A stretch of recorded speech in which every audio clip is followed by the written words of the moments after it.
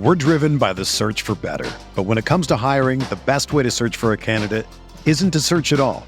Don't search, match with Indeed. Indeed is your matching and hiring platform with over 350 million global monthly visitors, according to Indeed data, and a matching engine that helps you find quality candidates fast. Ditch the busy work. Use Indeed for scheduling, screening, and messaging so you can connect with candidates faster. Leveraging over 140 million qualifications and preferences every day, Indeed's matching engine is constantly learning from your preferences, so the more you use Indeed, the better it gets. Join more than 3.5 million businesses worldwide that use Indeed to hire great talent fast. And listeners of this show will get a $75 sponsored job credit to get your jobs more visibility at Indeed.com/Blue Wire. Just go to Indeed.com/Blue Wire right now and support our show by saying that you heard about Indeed on this podcast. That's Indeed.com/Blue Wire. Terms and conditions apply. Need to hire? You need Indeed.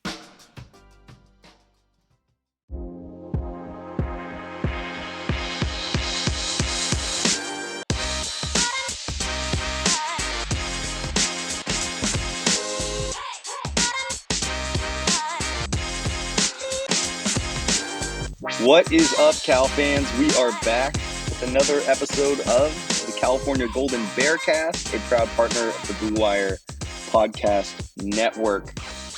I am joined by a fellow axe holder 3 years in a row, fresh off the field, but not because he rushed it.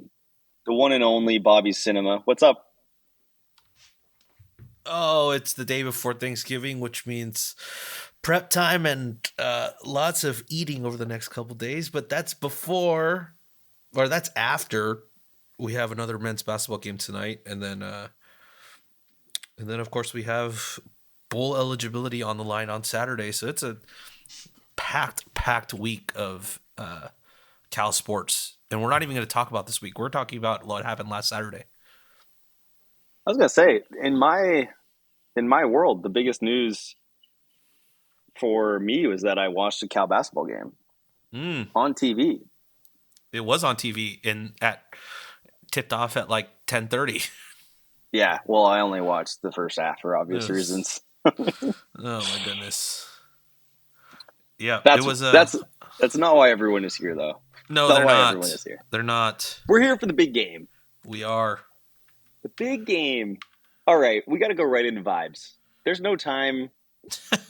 There's no time for anything else. Right to vibes. Immediate vibes. Immediate vibes.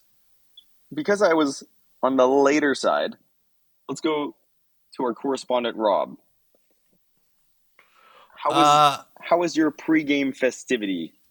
It was great. I picked up Nam and Avi, and we made our way to Palo Alto. I think we got there. To Palo Alto like at 11. I think I left the house at like 9:30, 9:45. I had to get gas and stuff too. We actually ended up. It's weird because we actually ended up stopping by the same Safeway that we always stop out in Palo Alto, just because we wanted to grab some stuff for the tailgate, and they needed cups. And it was Amber's birthday. Every time it's the big game, especially if it's the 2 weeks before the season's over. So we got her this candy, like a plastic candy cane that was filled with little bottles of Fireball 2 years ago. And we wanted to see if we can find that again at that Safeway, but they didn't have it. So we got her just a regular handle of Fireball. And then we were on our way to tailgate. Got to tailgate. Rico and Steph had just set up their stuff. And then the TV was just getting set up. And there was already food. And everyone was just having a good time, yelling "Go Bears" at anyone that walked by. Like that tailgate was in a prime location because it was like right next to that the street, and then like a paved walkway. And I guess like all the Cal fans, if you took buses or whatnot, were parked on the far end, so they were all passing by our tailgate.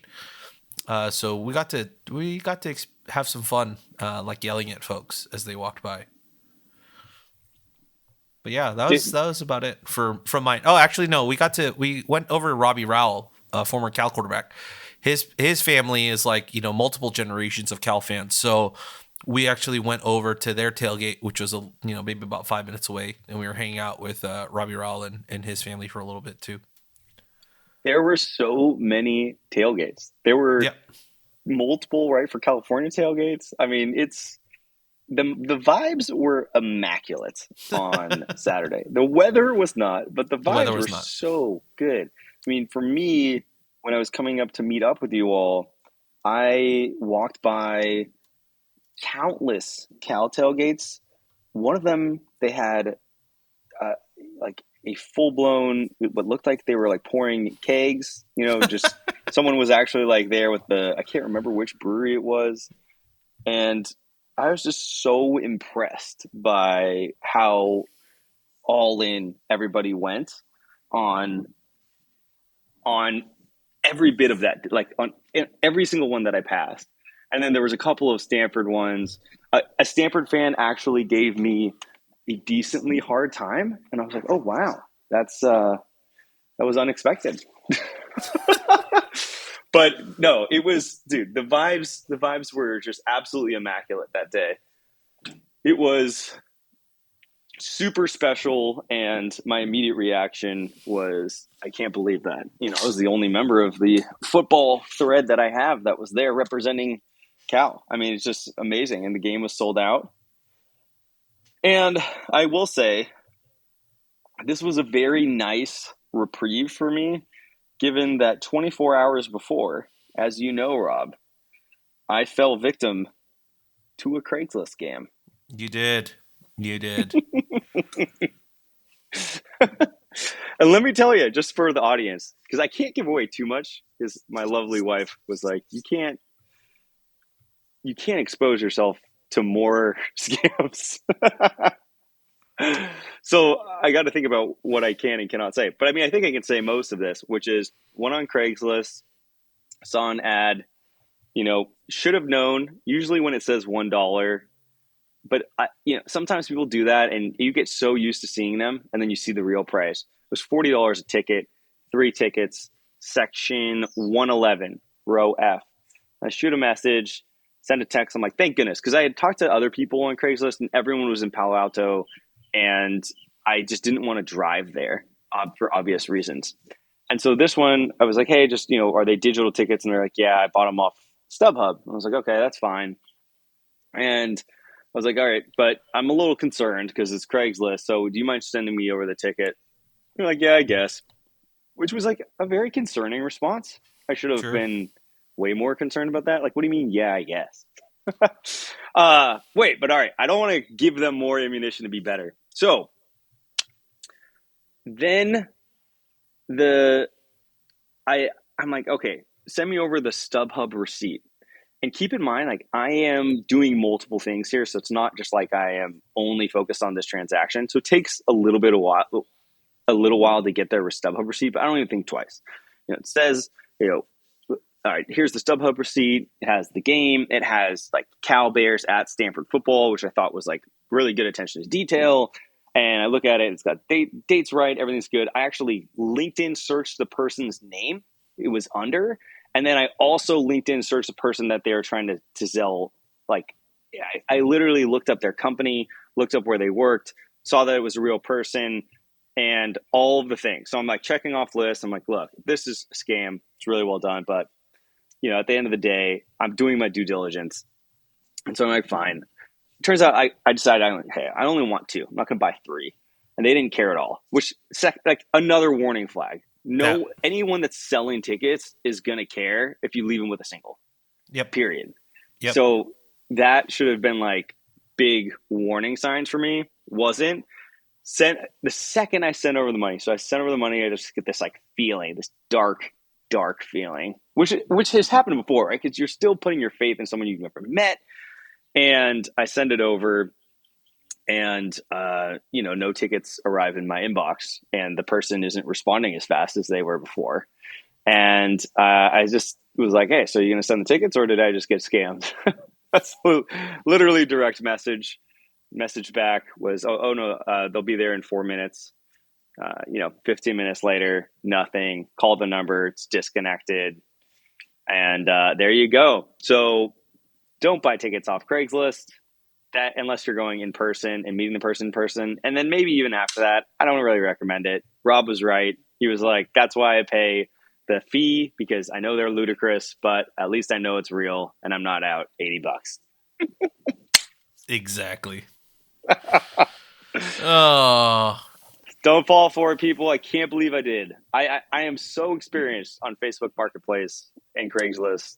I sort of had maybe a little bit too much confidence in doing those checks, but nonetheless, I texted my ticket rep and Meta, and he just wrote back Craigslist with a skull emoji, like yeah. dead. It's your fault. It's your fault. Uh, But all that, immaculate all vibes. that, all that, Yeah. and you went crawling back to Cal Athletics. I went crawling back to Cal Athletics and was like, I've done a terrible thing. I ended up I having to get the tickets on StubHub, ironically, and you get all the emails, and you're like, "Yeah, the great. This they clearly doctored it. It doesn't look the same." Hey, good for them. Well done. Bravo. Hope you had a nice meal in the Bay Area, if you're in the Bay Area. But yeah, I mean, when I got there, it's just like vibes are so good. I arrive, okay, I got to take a shot of Malord. Then Nick's over here offering me a shot of Fireball, and now that all makes sense because it didn't make sense to me why that was on the table as well. yeah. I have my couple of sours that I bring with me. We got Thomas over there with the football. Avi and Nam. Nam's just watching the game. You're watching the game. Avi's running around like the mayor. Everyone was coming Yeah. up to him and was like, dude, I'm at Justin Wilcox. Like that really happened. Yep, that Like really coming up happens. and identifying themselves as Twitter handles, and that's the beautiful thing about that tailgate. I mean, that happens all the time. It's happening at Notre Dame and on bus two, and like that was happening over and over again. But it was really wild. And then right at the end, someone came up to Avi and was like, "Hey, I follow all of your articles, and thank you so much." I was like, "Dude, this is amazing." And I was like, "You ever step back from that and just like appreciate the fact like how cool this is?" He's like, "Man, this happens every week," and I think that's really special that you all have built that and created that for Cal fans and for people to be able to engage in a space that's beyond the game itself. Because I think that was the big reason why I wanted to get involved in SB Nation all those years ago, was I really never felt like I had the outlet to express and to understand and to kind of react to what I had just gone through. And I think when you get to bring that to life in person, it's super cool. Yeah, I mean, we also remember, like you and I both, it's a little bit ways a few hours later at that point, but we ran into a bunch of people that like had listened to our pod and they were like going through the security gate with us. Like, Still Avi very was. weird. Always just like it's like you do. You listen to what we say. Yeah. Yeah, I talked about that with Nam after the game, and I was like, look, like, no matter how much, like, we try to stay humble and stuff, like, we also have to acknowledge that whatever we've been doing for the last however many years you've been a part of the site and been writing or part of the community, like, you helped cultivate, like, an entire generation of Cal fans in how they understand and process Cal football games. And so you've built that, like, help them build up their own knowledge of college football, of Cal athletics, of the history of Cal football and the fandom as well. And that doesn't equate to zero. Like that's a net positive. But Avi being Avi and Nam being Nam, like, don't really like talking about it in front of people. But yeah, those are super cool moments, and like I think you get it more so in game environments such as the one this past Saturday. Dude, my guy Nam in the middle of the game, when it was like oddly close, we went up 20-6, Yeah. and then very quickly it was 20-15, and it was Yep. almost 20-16, right? Yep. And Brett Johnson gets a sack, and I look over at Nam, and I'm like, Nam, that's your guy. And he looks at me and doesn't say anything. Dude was stressed. But yeah, I mean, Nam is like, I am focused on the game. Like, In he's the like, moment. this is yeah, there's no distractions. This is what's happening. And it's amazing to see, but it was so funny. And I was like, dude, it's Brett Johnson. No reaction. Just didn't even turn his head the second time. It was just locked. I was like, all right, we're locked in. Yeah, he was fully locked in. But he did say like there was a moment of, do we have this in the bag? And then like, are we going to lose this game? But for Yeah. him, he felt like it was in the bag the entire time, and I kind of feel the same way too. As we pivot to talking about the game itself as well. Yeah. Solid transition there. I mean, I think it, I mean, first of all, let's talk about the worst call in the history of college football. I genuinely think that kick return interference call it's got to be top 5 of the worst calls I've ever seen in professional sports. It Yeah, I'm so makes confused. no sense. No sense. And it just I don't even understand how you could even make that call unless it was the only way you understand it and rationalize it is if it's a Pac-12 ref that's doing it. And so you're like, all right, fine. I guess this is the only environment in which this makes sense. Yeah, But I mean, like that call for me, it's just honestly I didn't see that play as well as you guys did, just because I'm field level, right? So I don't see at it from an angle. But like I watched some of the highlights last night again, and that ball clearly hits the Stanford player's hands, and then our guy recovers it. So at what point is it like you see that happen? That's the whole thing nowadays is like they crowd the return man, right? To yeah, kind of put pressure on them to make the catch.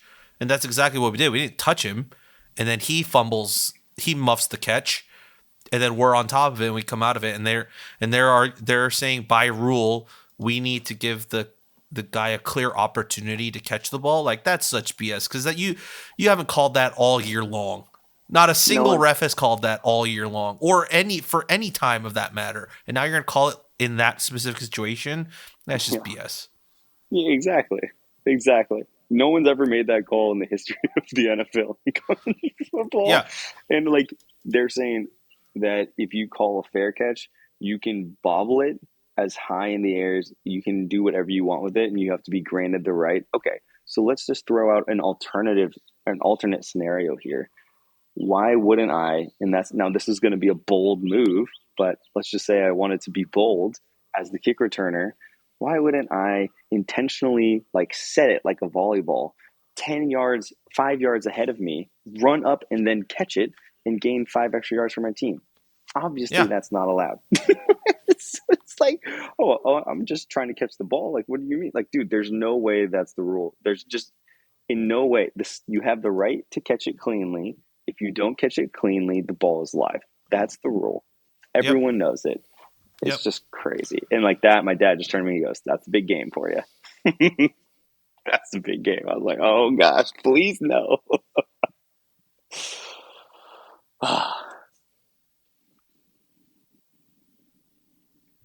Yeah, that was probably one of the most controversial calls in the game. There were a couple that kind of went both ways. I mean, that one kind of went in our favor, or in their favor, and then the other one that kind of went in our favor was the targeting call that a lot of people are upset about. Yeah, I didn't see it as targeting.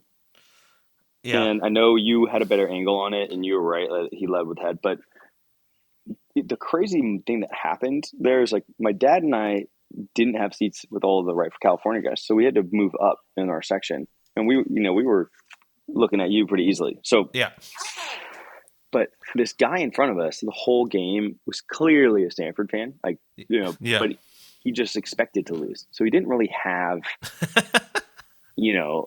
a ton of. He wasn't talking a ton of smack or anything like that, but we're just sitting behind him, the only Cal fans really in the area, just like cheering for every good play for Cal. yeah, Well, I think at that point in time, the game sort of became like, yeah, it doesn't seem like Cal's going to lose, but like if there was ever a time for Cal to lose a game, it sort of felt like that was when momentum had shifted. All of a sudden, Stanford had hit on the big play downfield, and we needed that drive to put some separation, because had they gotten the ball back, it definitely wouldn't have been an easy win. And man, let me tell you, they make that targeting call. And my first thing, I was like, yeah, I don't think that's targeting. I said it out loud. I was like, look, dude, I know this is going to piss you off. So I was like, I don't think that's targeting, right? I'm trying to de-escalate the situation. Yeah. Well, dude in front of me is like, that's definitely not targeting. I was like, and I didn't say anything. He turns around to me and goes, you guys, look, you're going to win this game, but like, that's not targeting. My dad and I look at each other, we go, definitely not targeting. No worries here. And so sure enough, they come back. They're like, targeting confirmed. My guy loses his mind. Just watching like an adult's dad, maybe 45 years old, melt down in front of your eyes and go from just wild. I mean, just completely melting down. What is this? I thought we were playing tackle football. This is garbage. And then turns around to us. That's definitely not targeting. I was like, didn't think it was targeting. Yep. Just trying to stay away from this. Yeah, we agree with you. We agree with you. And so I got a text like 2 plays later. It was like, hey, we got some open seats. I was like, yes, we are out of here.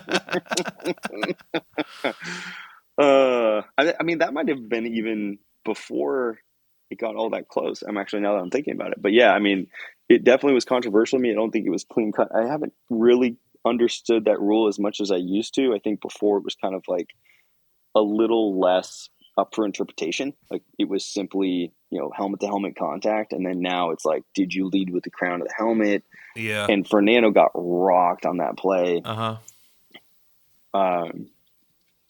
So I feel, look, the only thing I'll say, which I don't think Stanford fans would appreciate, but in my opinion, whether we got that call or not, it was first down. Like it wasn't like that was third down or something that was giving us a conversion to continue the drive. Like it was the first down play. I still had all the confidence in the world. It wasn't a fumble. Like, so it was very clear to me that like it wasn't a fumble. It was our possession, second and 10 or second. I think there might, maybe he even had a gain on that. So like, regardless, Cal was in a great position to put points on the board. And I think that would have made a big difference ultimately in kind of separating the game regardless.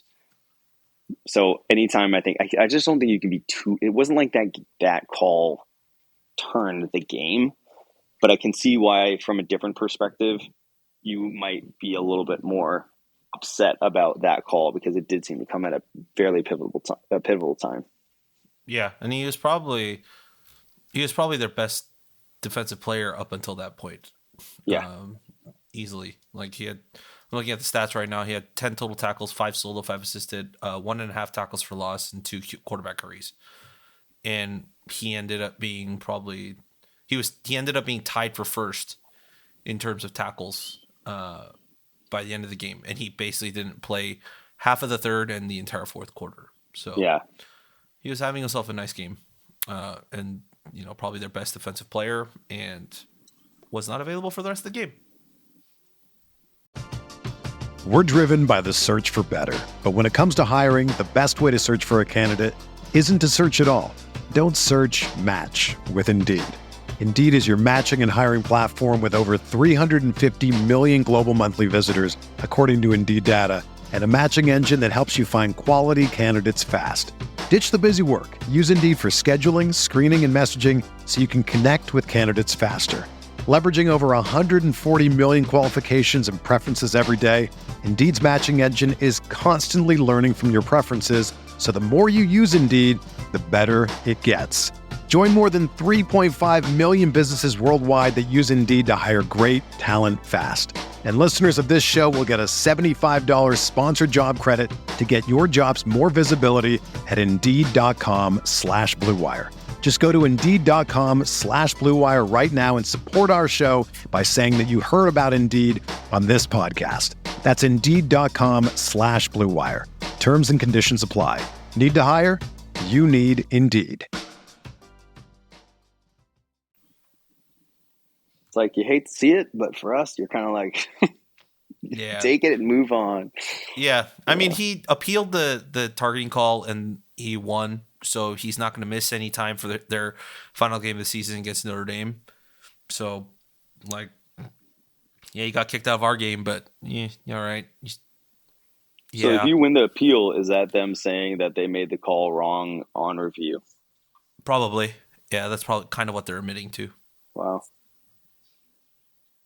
I mean, that has God. Pac-12 is undefeated, dude. Of all the things, if you go into that ref meeting before the season starts, you're like, all right, great. If we're able to review a play, let's make sure we get it right. Like, Yeah. the bare minimum is, if we're gonna review it, we might as well get the call right. If you review it and you still get the call wrong, I mean, what? That is just like, it's gonna be interesting in the ACC. It will be interesting. Mm-hmm. ACC refs. I haven't seen anything on how bad they are, but I'm Yeah, sure a lot of fans think they're bad. So, yeah, I know. Can't wait. I have a question for you, Rob. all right, let's run it. The play that when we were driving downfield, because I mean, this game very much at the beginning of the game felt like this was Cal, I thought, playing down to an opponent Yeah. where we were driving down and then we were just like kind of stalling out and just very, and we hold the Stanford offense, get the ball back. We just weren't doing anything. And Stanford was playing better against the run than I expected. So certainly had a couple of thoughts where I was, oh man, like please tell me that this isn't going to go to be this type of game. Yeah. But the play that I wanted to see if you saw something different was the Fernando interception downfield. Uh, uh, I mean, give me your thoughts first. Well, my thoughts were that I think the way I saw it, because we're in the corner, Yeah. I think that he had a receiver, but by the time he made the decision to throw it, there wasn't one. And so I thought I saw that there was somebody open, like, because I remember the way the play developed. I think he got hurried and then had to scramble a little bit. And Yep. before that, I felt like the route was open, and then it very much wasn't. And then all I can say is like it literally looked like he threw it to the Stanford player. There's no one in the area. There was no one within 10 yards of it wearing a Cal jersey, and I was just like, bro, Fernando, what are you seeing? But yeah, I don't know. I will say I talked to Avi about that and asked him the same thing. He said it was a spot throw.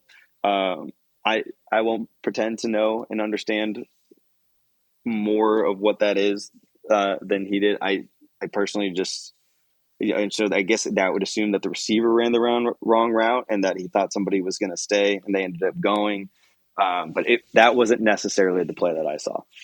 Yeah, I mean, if Avi's saying that it was a spot throw, then it probably means that it's a timing issue. So it's probably the receiver just came out of his break at the wrong time or got pushed off and rerouted and wasn't there by the time Fernando was supposed to make that throw into that window. Like for me, that entire second half was very weird because like the rain was like coming and going, right?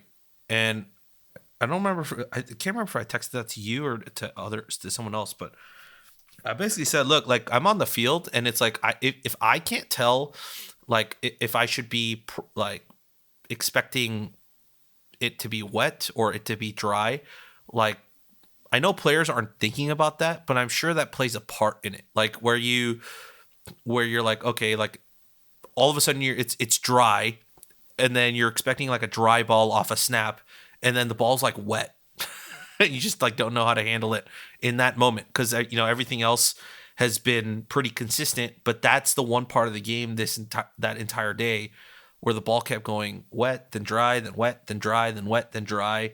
Even the field, wet, dry, wet, dry, wet, dry. But regardless, yeah, I think the Fernando interception was I think you're right. I think he saw something, but by the time he saw something, the window had already closed, and that just led to that interception. I thought maybe that interception would end up being something, and I was like, look, if the defense holds here against after this turnover, which even with the turnover, I think I'm looking at the play-by-play here. Yeah, even with the interception, the ball started on the Stanford 19 because Tristan Sinclair had a personal foul against Mendoza where he shoved him at the end, like Yeah, after the yeah. pass was thrown. So Yep. it brought him back from the 34 down to the 19, and then I was like, all right, so if they can't generate anything off of this turnover, I feel very confident we're going to win this game pretty easily. And that's exactly what happened. The following drive ensued was a 3-and-out. Fair So enough. Fair enough. yeah, Yeah, I mean, I think that's the right read. Is I didn't get the sense that their offense was doing anything, and I mean, it would drive me crazy as a Stanford fan because I was like, that's the one thing that you're supposed to be good. It's like the thing that drives me crazy about Cal is like we're supposed to be good at defense, and yet we're not. So I'm like, all right, why? I mean, the same thing with the Chargers, maybe. I keep getting to use this Charger example until you guys fire your stupid coach. I hate my life. But I mean, that's what I mean. Is you have a sort of an identity misalignment is what I would call it, and I just think that it was weird to see them struggle so much offensively, but it wasn't as if the players weren't executing the plays. It was just like the same, what I would say is like bad coaching mistakes where there was just like fouls all the time, like personal fouls, and just like to your point, every single good play for Stanford felt like it came with a flag on some boneheaded foul that sent them back and pushed them back, and just things that would drive coaches crazy. And it was very surprising to see.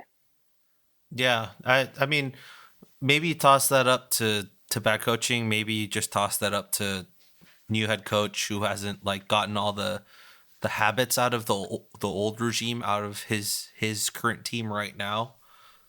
But basically, like I was talking to a couple of Stanford guys the day after, because there's a bunch of Stanford fans that attend my church, and we were just talking about the game. And I was like, look, like ultimately, I think the fright that Stanford gave me was we struggle against a quarterback that rushes, which is basically what happened when Ashton Daniels decided to run.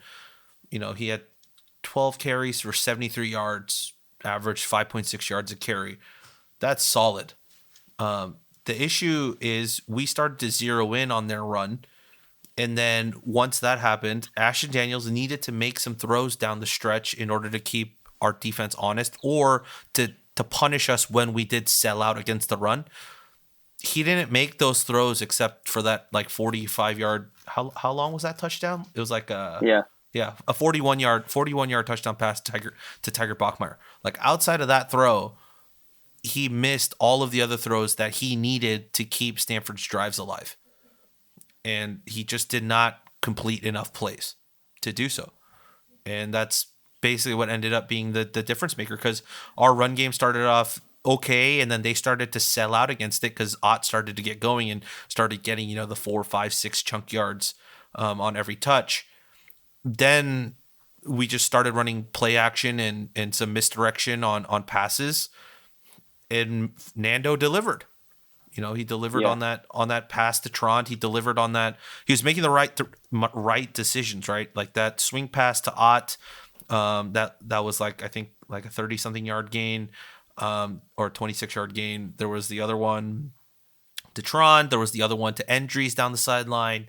There was the one to Jeremiah. There was the one to Taj Davis. Like he was making the right reads, and he was making the right reads at the right levels, and making sure he always checked down to the guy outside of the couple times he got sacked. But even on those sack plays, like it's not because he was holding the ball for an extravagant amount of time. It was just the pocket collapsed immediately after the snap, and he just basically had nowhere to go. And he took the sack instead of trying to throw it out of bounds. So like Nando made the right decisions and made the right plays when we needed to. And then the few times that Ashton Davis needed to do that, just couldn't do it. And he doesn't look like their future at quarterback anyways. Mm-hmm. Yep, I agree. Well, where do you look at, and if I were to ask you the same question about Fernando, what would your answer be there? On if In he's what like set? if he's our quarterback of the future. I mean, he's definitely making the right strides, right? Um, like, look, we talked about this last week, and we were mentioning this of how his first few games were his first few starts in college football, and usually it takes a few games for guys to get adjusted to the tempo of the game. But he played against ranked opponents in hostile territory twice out of those 4 games. Washington State game was probably the one where he might have played a defense or a team that was below us in terms of talent and ability at this point in the season. And then he plays a Stanford team that's definitely below us in terms of talent and execution and as a team. And what did we need to see? We needed to see him start to use that experience that he had against those top tier teams. And it wasn't like he played terribly against those teams either. Like they were just average, like mediocre stats. You needed to be, 2 or 3 tiers above that in order to beat those types of teams. But if that translated properly, he should be having some stat lines like he did against Stanford. And that's exactly what he had, right? He had over 200 yards in the first half. He had 2 tutties thrown in the first half. He ended the game, I think, with 3 touchdowns and like 300 and something yards passing. 294 yards passing. Yep. So almost 300 yards. 7.9 yards per attempt. Like, you want him to start to make those strides and dominate against teams that are definitely below us, which is what we haven't had at the quarterback position in a little bit. And you saw that on Saturday. Like, he just dominated against a team that was not better than us. So that's why the UCLA game kind of intrigues me. It's like, okay, can he put it all together? Can he put together a performance like this against Stanford, but against a higher tier defense because of all the experience he's accrued over the course of the season? If that's the case, then yeah, I think he's the quarterback of the future, and you start building with him consistently. Yeah, realistically, you'd have a shot at. I don't even want to say it. Don't even get me started. I think all the points you made are great. No, yeah, All of them are yeah, spot yeah. on. Let's not put the bad. The one play, Yeah. yeah. Let's not Put the juju out there I'm for trying. UCLA yet. We're trying something different. So let's talk about 4th and Yeah. 7 play. Where was your head at as far Okay. as go for it, kick it, and try to tap into that without? I know we know the result now, but where was your mind at as that was unfolding? Yeah, I think go for it. I think was the thing for me. I think it made the most sense. It was, yeah. That's all I can really say. It's like it was the right moment to do it. But what about you? You've had Wendy's nugs dipped in sauce, but have you had them covered in sauce? Wendy's new saucy nugs take the crispy and spicy nugs you love and turn them up to 11. Choose between flavors like buffalo or honey barbecue, garlic parm, or if you're a real heat seeker out there, you can try spicy ghost pepper, only on Wendy's signature spicy nugs. Listen, I'm going to dare you to do it. I dare you. That's 7 delicious ways to try the nugs that you already love. Pick a flavor, grab some extra napkins, and then grab a few more napkins and prepare to nug like you've never nugged before. For a whole new way to nug, it's got to be Wendy's at participating U.S. Wendy's. I would be lying if I think I said that. I would definitely be lying if I came in and said that I was like, oh yeah, 100% go for it. I think I had become slightly more conservative as the game had worn on and just trying to understand what any points would do to the outcome. And but Yeah, it's really hard to look at it like after knowing the result. I just think it was a really good play call. And then my follow up question to that is like, did you think that Jeremiah was in? I can't remember. Did you move to that end zone? Yeah, I was in that end zone. I thought he was in. I thought the ball crossed the plane. Okay. I genuinely thought the ball had crossed the plane. I think even the Stanford guys thought that the ball had crossed the plane. But that ref did not seem to think so. But like that's the thing. Like it's been weird over the last couple of weeks of like what's replay reviewed and what's not. Like the Washington State game. I think Washington State fans were upset that Noel Williams scoop and score like wasn't replay reviewed. Yeah. And I think if you replay reviewed it, that's probably not a touchdown and instead an incomplete pass. And then with the Jeremiah 2-point conversion, it's just like they don't even look at it and they're saying like, nope, it's not it. It's he didn't get in. But like you look at if you go back and watch the TV broadcasts, it's like you can't unequivocally say that he isn't like on at least one of the angles. So you got to look back and look at all the other angles and see where the ball is when he goes down.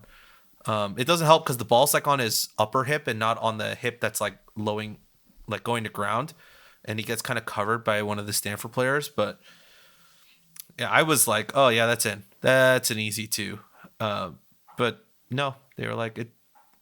Yeah, it felt like that SC play if the ball had actually at least been caught. But this time the ball was caught, and they still said it wasn't 2. So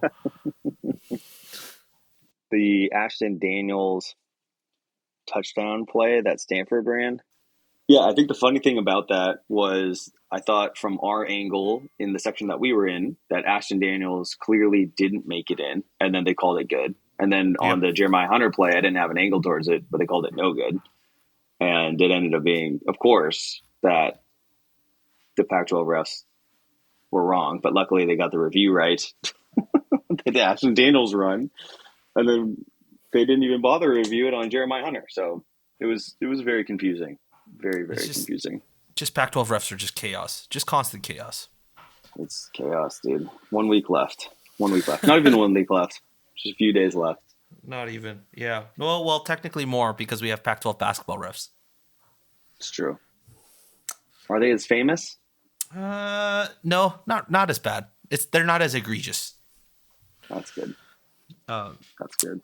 But yeah, I mean, it definitely was a day. The game went kind of, I don't know. Do you think the game went as expected? I think the result kind of went as expected. I thought maybe we would score a little more, but it never felt if Stanford was going to win, it felt like we needed to shoot ourselves in the foot a couple more times.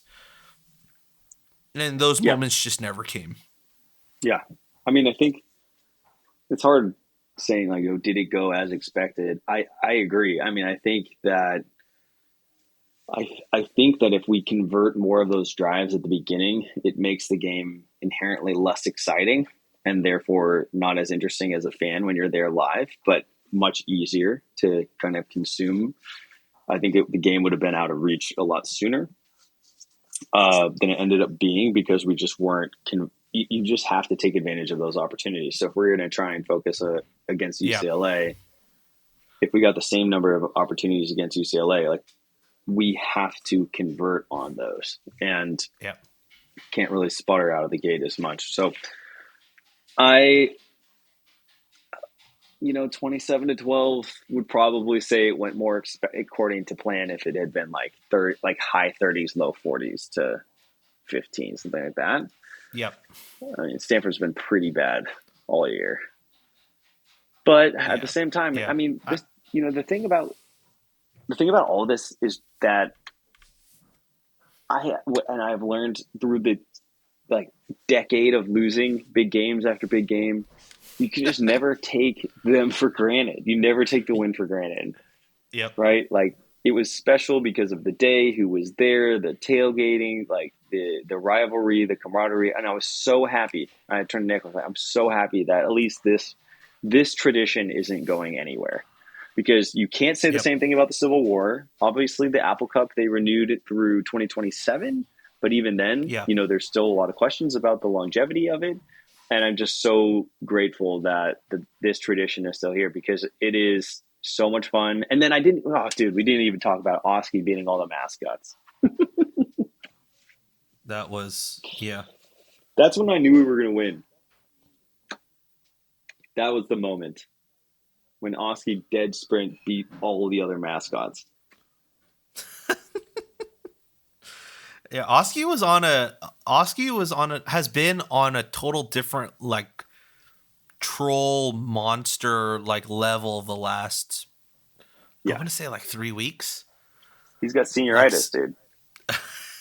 There's just, I mean, even some of his posts, like, whoever runs that Oski Instagram or Twitter page, like some of them are unhinged.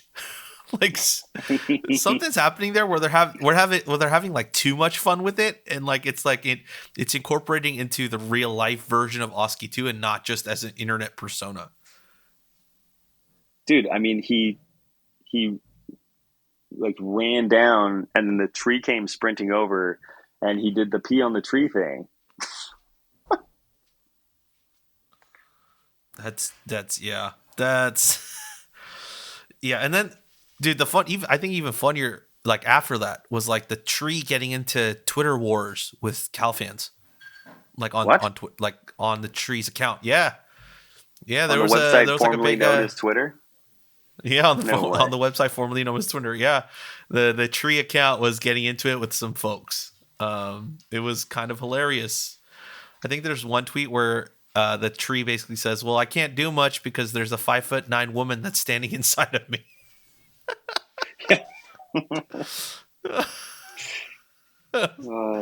So good. There's some iconic. There was some good banter, I think, against some of the Stanford fans, and all the good fun. Nothing really crossed the line, compared to some of the stuff that UCLA fans have been saying to us. But I think with the Stanford fans, I think we always tend to have a little bit more fun, and so yeah. They're feeling the opposite. They're feeling what we went through in that 9-game losing streak. Yeah. That's what they're going through right now. Like, I don't know if it'll get to 9. Who knows? But they're in the midst of that right now. Of like at this rate and how we've been playing, we might not win this for a bit. The thing is, though, I mean, the difference being that when they had their 9, they were also winning Rose Bowls. And we have been like average to below average. So like, take it for what you will. We're very blessed, but at the same time, my goodness, I wish maybe during this streak we could have done a little bit more to establish our brand.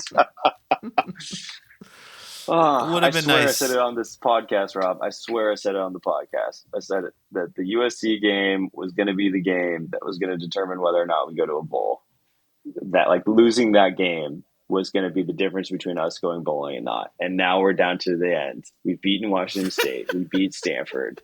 And we now have to beat UCLA, who just looked really good against USC, in order to go to a bowl game again. And the optimist in me is like, great, we have a chance. And the pessimist in me, which has been growing louder these days around Cal football, is like, I can't believe we're in this situation again when we had it and we could just have relieved ourselves from that pressure. And I just remember like all those years where it's like, okay, we're 5-7. Maybe we'll get the invite. It's like, dude, stop being 5-7. I think, dude, just to solidify that point before moving on, I think I think it was like Brett McMurphy tweeted that out or something, that there aren't enough teams that are in position to go 6-6, that they're gonna have to put some 5-7 teams in. And according to someone that I talked to, they said that Cal's APR is standing pretty nicely.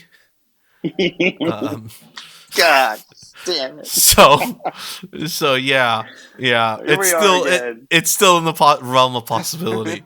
I think it's a lot more possible than the the stupid rumors that we were going to go to like the Gasparilla Bowl like a week before the Gasparilla Bowl last year. Oh, I remember that. I don't That think was I don't great. think it's going to be like that. I think this is going to be like a genuine. Yeah, we don't have enough 6 and 6 teams, so 5 and 7 teams. Here you go. So That was hilarious. Do you want to go play in a bowl game 1 week notice, even though all your players aren't on campus? What's worse? What's worse, that like having to do that or having to play UCLA on 48 hours notice? Having to play UCLA on 48 hours notice. Right? Will will forever be the dumbest thing in the history of the pandemic schedule. Yeah. Oh, yeah. This is why all of 2020 is just no one should ever count it, like ever. It's just there's a good. I mean, or losing 42 of your active players due to COVID against Arizona. I mean, yeah, you just goodness, but 48 hours notice to change again. Like, there's no what football actually is and all of the work that goes into it. I mean, I think if you asked any coach, they said out of any of those scenarios, Arizona you could scheme for, the 1 week, at least you have 1 week prep, you could scheme for that. 48 hours, you're probably like, there's nothing you could do as a coach, I think, to dramatically really make a difference. That game's going to go how it's going to go. Yeah. It's just wild. Didn't go well. Did not go well. Definitely did not go well. Before we kind of wrap up here, Andy, I totally forgot to do this. I wanted to go through some of the game notes from the Cal Stanford from the 126th edition of the Big Game. Yeah, there's good ones. The Bears have now won 3 straight road games in the Big Game. The first time they've accomplished that feat since 1947, 49, 51. Wow. That's a cool stat. That's a cool stat. Cal has won 4 of the past 5 big games. All right. Next one is left tackle Barrett Miller became just the second player ever to start the big game 5 times, 4 with Stanford and 1 with Cal. The other player, can you guess who the other player is? Yeah. It's a Cal player. So they just, Five big did games. they have to also play for Cal and Stanford, or? No. This player only played for us. Garbers. No. Damn it. All right, hold on. Let me get one more. I'll give you a hint. Defense. Sorry, started the game? Yep. He would have been the first player to start the big game 5 times. Defense.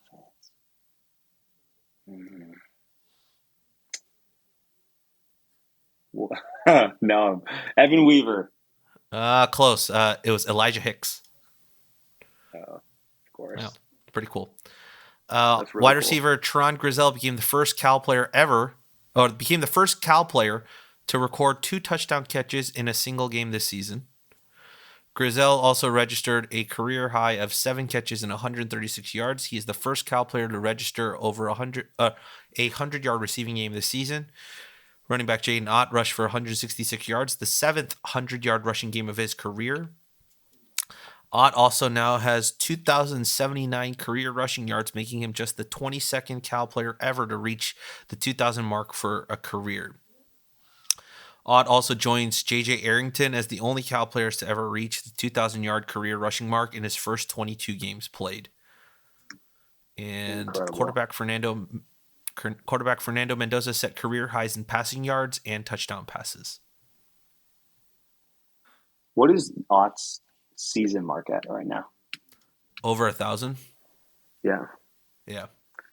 What a year. Yeah. What a year. Yeah, and he still has potentially 2 games left. Yeah. Great. One more for sure. One more for sure. He might have one more. Yeah. The 5 and 7 bowl. No one will know. Like, gosh. imagine going to a bowl game 5 and 7 and then winning it. Then you end the season 6 and 7. If you gave that number to most people, they'd be like, "Oh, you guys went 6 and 6 and lost your bowl game."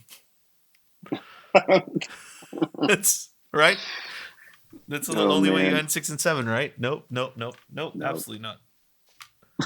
Absolutely not. Andy, we do have one question from our listener readership here today.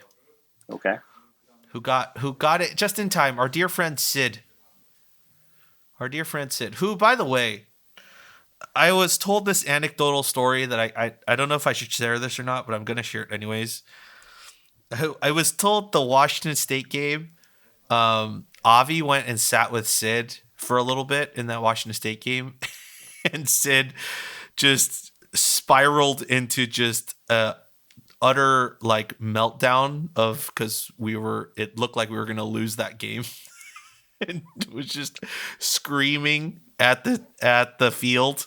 It's And it's just hilarious how we've turned her from just this sweet person who was a Cal fan by family and went to Oregon, so still roots a little bit for Oregon, and then turned her into basically one of us.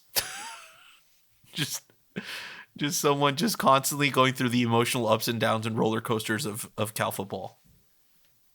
truly, I don't know how to react to all of that, but I know that Sid is one of us, and for better or for worse. What a story arc. What a story arc. I love it. All right. But I'm going to read your question here. What does the offense and defense need to do to secure a win against UCLA? Also, thanks for another great season of hot takes and answering questions. Go Bears forever. Let's win this thing. With you. I mean, Rob, I'm going to pass this to you. Oh, what does the offense and defense need to do? All right. Well, the offense, I think you need to do two things. Actually, let's just make it three, just to make it easy. The first thing is you need to somehow limit Latu's ability to get in the backfield. I don't know how you do it. He's gonna get into the backfield at times. Like, I'm not saying you keep him out forever, but you need to limit that as much as possible. That's step one. Then step two is you need to establish Ott and the run game very early on, because they need to start zeroing in on that and be more focused on plugging the right run gaps than about our wide receivers. Then the step that follows that is Fernando needs to be able to hit guys in the middle of the field to open up some of the rest of the space that comes along with them zeroing in on our run game. So, yeah, I think that would be the first thing. Anything you want to add about that? Nothing serious.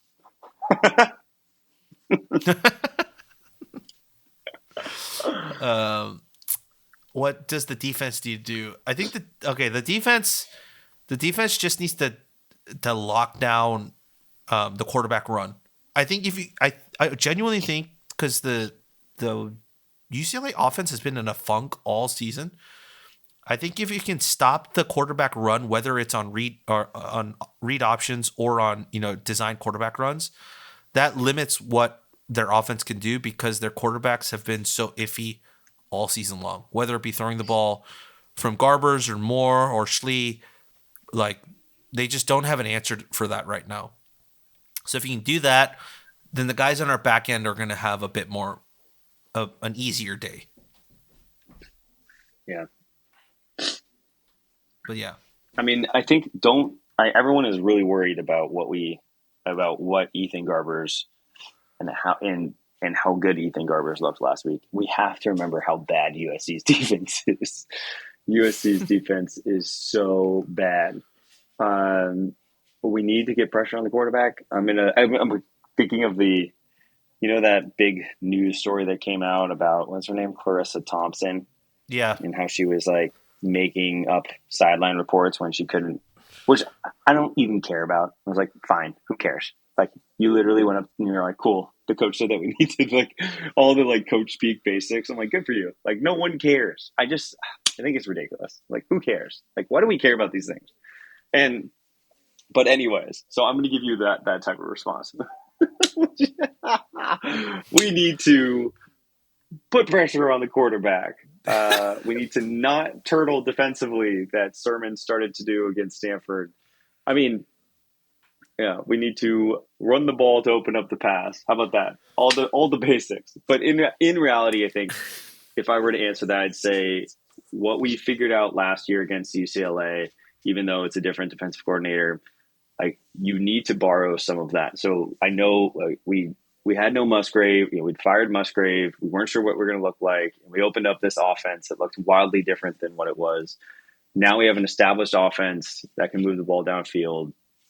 I think you look at what we can learn from what worked last year, and then defensively, like I don't care if we give up 30 points if we get pressure on the quarterback. Fundamentally, that has to be the lesson we took away from the last few games. It's okay if you give up a big play or two because you were trying to get pressure, but it's very clear when we're sending three guys, like the quarterbacks sit back there and they make the right pass. And so I think that's the way you get UCLA's offense confidence is you don't disrupt them enough.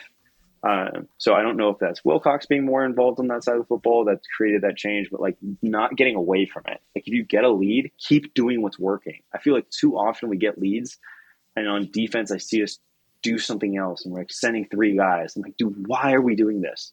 This is like, you can't forget what got you to this point. I understand it's inherently less risky if you're sending three, but I just think there's a time and a place for that. And,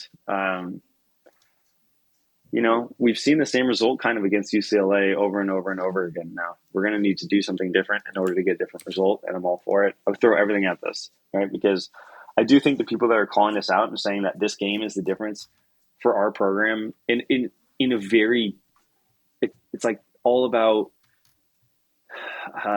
narrative at this point. And so if you're like, okay, interesting season, didn't expect to have the quarterback uncertainty, went through an absolute gauntlet of a schedule against ranked teams in the last year, the Pac-12, came away with 3 straight wins. I know Nick touched on this about like the importance of beating UCLA, who was partially responsible for the demise of the Pac-12.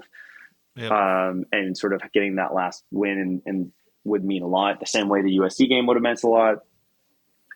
I think all of that's valid. But I think more importantly than that is if you did say go 6-6, winning your last 3 games, and then Fernando becomes more established as what your future is going to look like, and you have players like Tron and Jaden who have the potential to come back, like now, and then you're probably most likely going to make some big changes on defense from a coaching level. Like now you really have something that you can sell, that you can get people engaged with. So like, that's why I'm not trying to get excited about this game, is because of the fact that you should be getting excited about this game, because there is a lot on the line. I think for Cal, there is a lot on the line for where we want this program to be. And then where like the last thing that we have control over in regards to how we carry our own momentum and our own narrative into the ACC in a wildly different future. So as much as I joke around and say, yeah, like don't want to jinx anything, like I think this game matters a lot. And I know it matters to the team and to the players, and that they'll step up and bring their best performance. And my hope is that UCLA, it doesn't matter as much to them. So maybe we get a little bit of a lazier opponent, and that allows us the opportunity to take advantage and hopefully come away with a win. Yeah, I think the biggest thing for me regarding the UCLA game too is like there's the rumors about Chip Kelly being fired after the USC game, but they ended up beating USC, and that's why they haven't really, tossed him yet. And so I'm kind of thankful for that. Like I would much rather be facing this team led by Chip Kelly versus like a team that doesn't have a head coach and they just come out and do something. They rally around that fact, and some assistant coach gets them fired up for the game.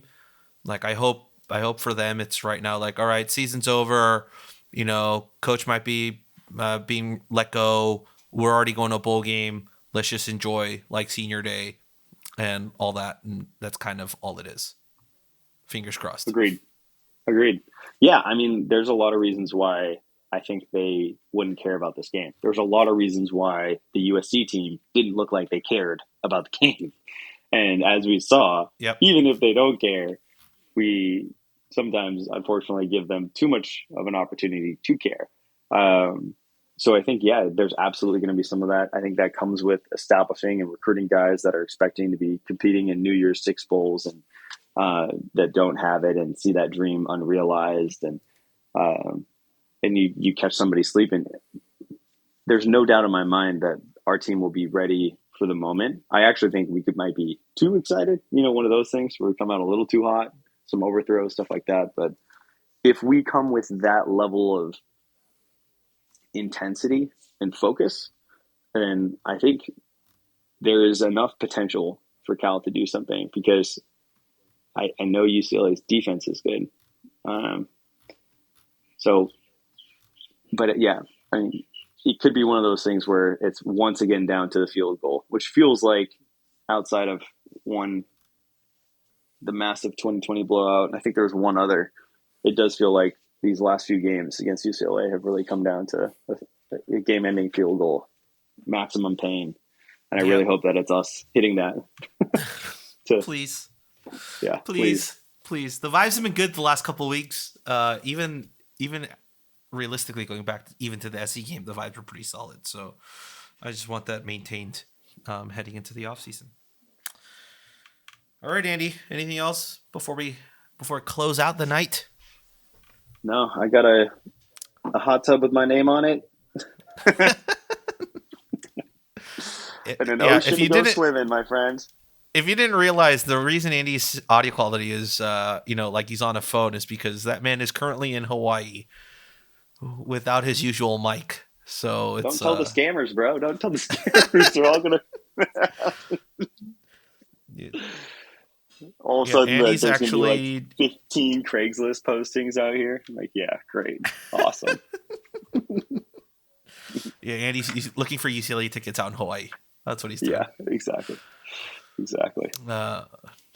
But yeah, that wraps it up for us here on the Golden Bearcast. You can find us on Twitter at Golden Bearcast. You can email us goldenbearcast@gmail.com. You can find all the written stuff over at writeforcalifornia.com. You can also find us on any podcast listening platform that you use. So please go and do that. And yeah, folks, it's the final football game week of the regular season of the Pac-12. This is the last Pac-12 game Cal will ever play in for football. Yeah. Crazy. It's a moment. But yeah, and with that, what do we say as always, Andy? Go Bears. Go Bears.